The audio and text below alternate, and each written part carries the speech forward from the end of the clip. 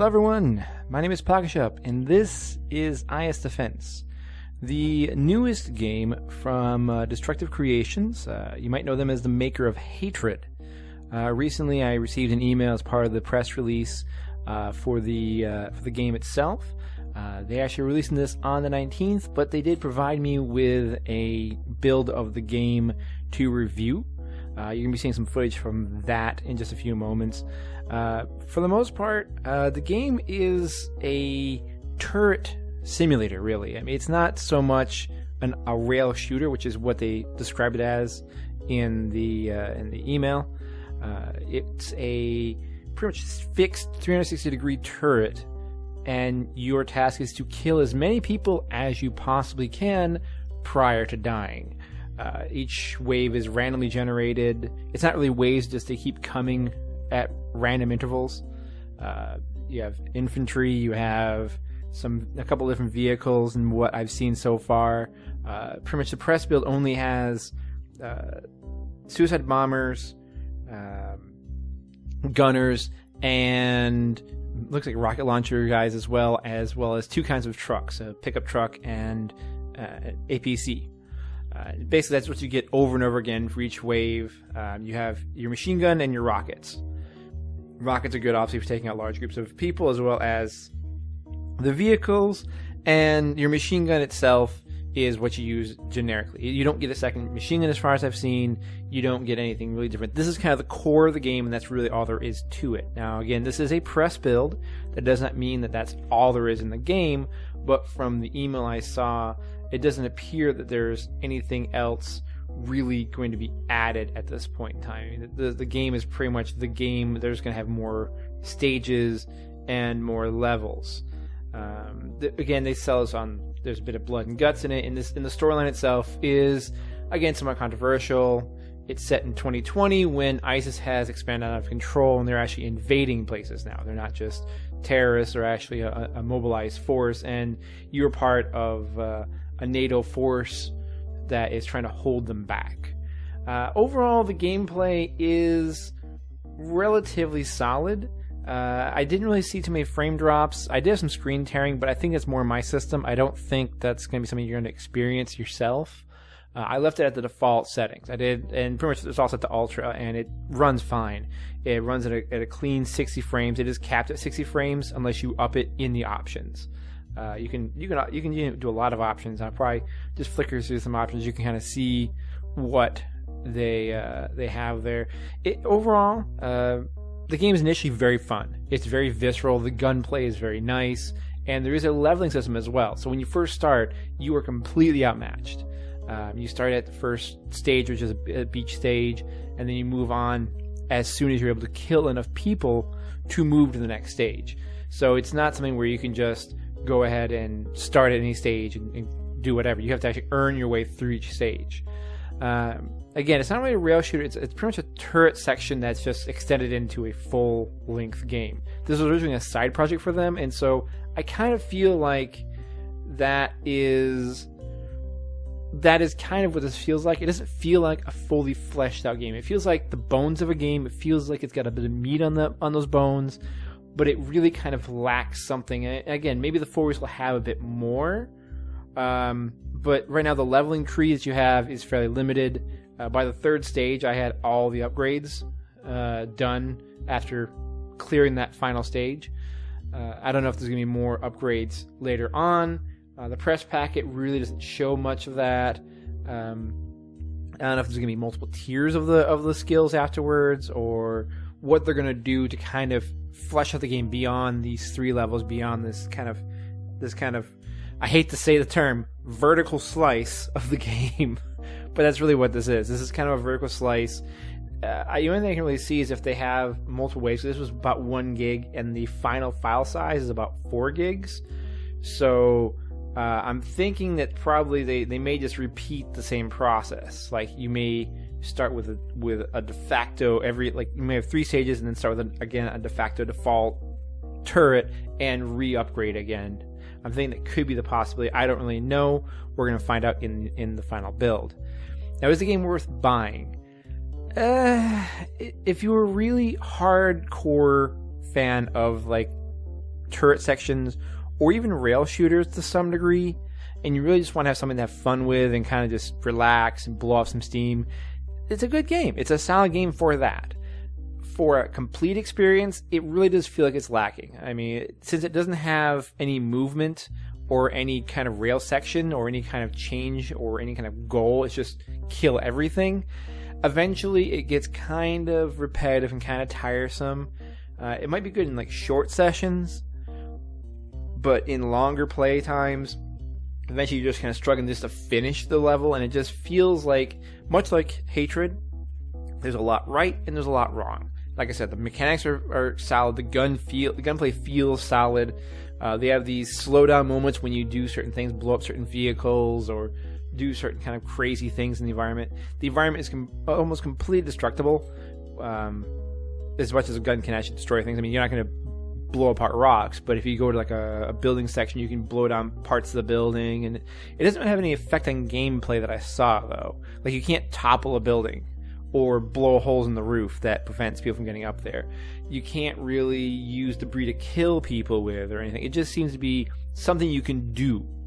And again, it's one of those things that, just like I said with Hatred, if they'd fleshed out the mechanics more, made either it more arcadey, you know, allowing you to shoot power-ups on the go to give you new guns or new abilities, or did some more. Or there are also other abilities. I should say there are other abilities. There are the kill streaks as well, that you basically earn as you go up. But really, the kill streaks are simply just kind of a balancing act, because you get so overwhelmed if you were just gunning by yourself, you'll never make it. Like the first tier, you get supply drops, which gives you 2 crates, or sorry, 1 crate at first, and you can upgrade to 2 crates. And it can either be health or ammo, but it's random. And it's ammo for your rocket launcher, because you never run out of your machine gun. Then the next tier is infantry. You can have infantry go out and they'll fight for you. Then you can do a mortar strike that lasts for a few seconds. And the next tier above that is an airstrike, which is bigger and badder. And then finally you can call on a chopper. That will help you shoot down everything. And I mean, every time you use an ability, it drops you all the way back down to 0 to re-earn it by killing people. So that's about the only other power-up, the only real thing that kind of changes the flow and dynamic of every level. But again, it's just like it's lacking something. If it had maybe, even if it did like a circular path, even if they didn't want to do the whole infinite spawning guys thing, if they want to do the whole fight till you die thing, I think they would have been better served by doing a loop, like putting you in a turret of a vehicle and just doing a driving loop around a circle and restricting where the enemies come from.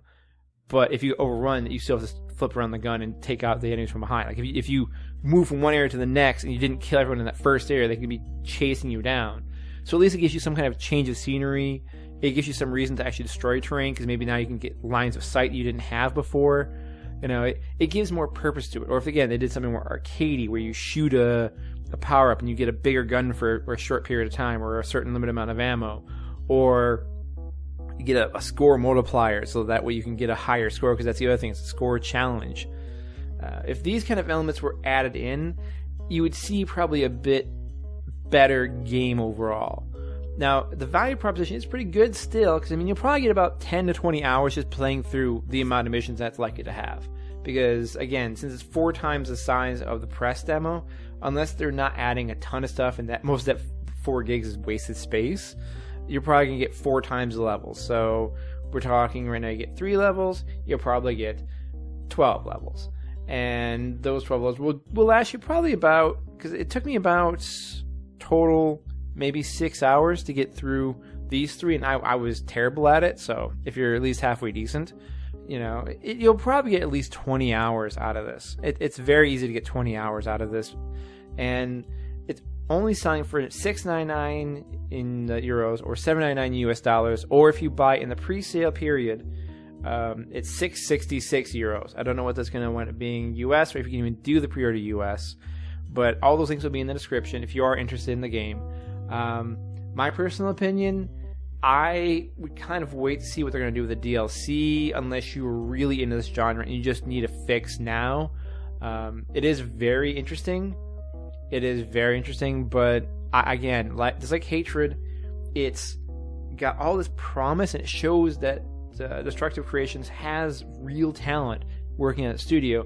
I just think they needed to cook a little bit longer, let it work a little bit longer, maybe add a few different features, get a little more feedback, and maybe release something a little more complete, a little more focused on either being a real sim kind of thing with where you're dealing more with, it's not really simish, really. It feels more arcadey, but they could probably go with a sim that kind of has some kind of tactical positioning where you could put your turret, or going more with the arcadey action, which they could have done like a loop style of movement around the area and some power up, something fun and funky, changing into like a flamethrower, or have it shoot rockets for a period of time, or do something more special with it. It just doesn't feel like it has that last oomph, just like Hatred. Hatred was just like a kind of middle of the road twin sticker, and it didn't have that oomph to go past that.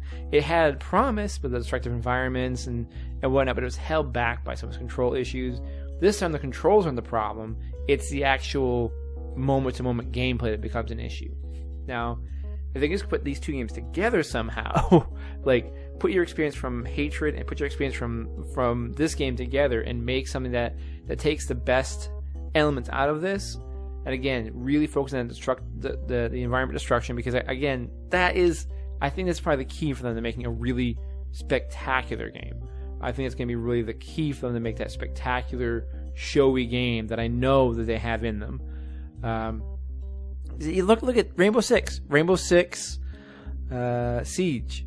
That is a perfect kind of concept for them to have environmental destruction be so important, so crucial to the gameplay, and they do it so well. Like they do so many things well in this, but they just don't do enough for me to really just flat out recommend it. I might be picking it up later down the road. I probably won't be pre-ordering it. I probably won't be rushing out to buy it, but it is definitely something. If you enjoy those turret sections, or you enjoy score attacks, if you enjoy those kind of things, you should really be looking at getting this game relative around launch. I would still say wait till the first DLC, because they are putting out free DLC for this. So hopefully that free DLC kind of modifies the game in a way that makes it feel more like a complete experience.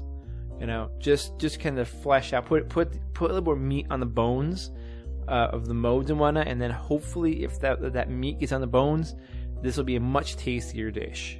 So that's my 2 cents on the new game. It drops the 19th of April, so that is in 6 days from now. So if you're interested, links are going to be in the description for where you can pick up the game, where you can see the trailer for the game, get some information about it.